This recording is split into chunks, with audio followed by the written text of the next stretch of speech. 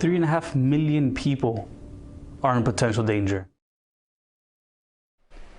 A man who lost his sister in the Surfside building collapse is calling out the Florida legislature for failing to pass any reforms this year to make condos safer. Martin Langesfeld's sister was one of 98 people who died in the Champlain Tower South collapse. CBS 4's Jim DeFede has been covering the story for months now and has more reaction from Langesfeld. How many more need to die for our political leaders to make a difference? They have the power in their hands to make a change, an actual change, and to save lives. When the Champlain Towers collapsed, Martin Langesfeld lost his sister Nicole and her new husband Louis. But the pain that he feels over their deaths is only made worse by the failure of the legislature to pass any reforms to make condos safer. It's unbelievable. And to families of victims, it's truly just gut-wrenching. For them to not do anything in the first legislative session, the most important one after such a horrific catastrophe, shows that money is more important than lives here in Florida. A bill that would have provided sweeping reforms to improve inspections and ensure that critical repairs to a building are done in a timely manner died when State Representative Danny Perez and State Senator Jennifer Bradley couldn't work out the differences in their respective bills.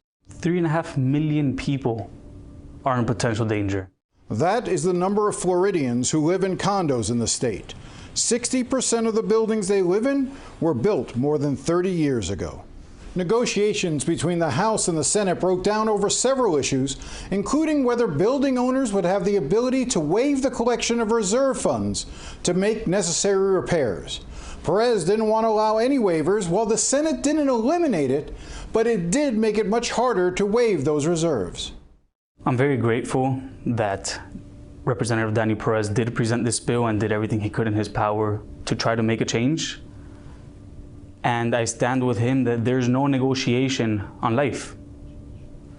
The few $1,000s it may cost to keep your building safe, you're going to end up spending it in funeral expenses when another building collapses. While the House and the Senate tried to work out their differences during the session, Governor Ron DeSantis remained silent. He did absolutely nothing. Once the cameras left, maybe 3 weeks after the collapse, he left. We've requested to meet with him countless times. Many families have requested to meet with him, and he acts like we do not exist. Change needs to be made. He can make the change, and he doesn't want to listen. State Representative Perez and Senator Bradley are continuing to meet in the hopes they can resolve the differences. And if they do that, the question becomes, would the legislature take it up in a special session or wait another year to pass something? We'll keep pressing for answers and keep you informed. I'm Jim DeFede, CBS 4 News.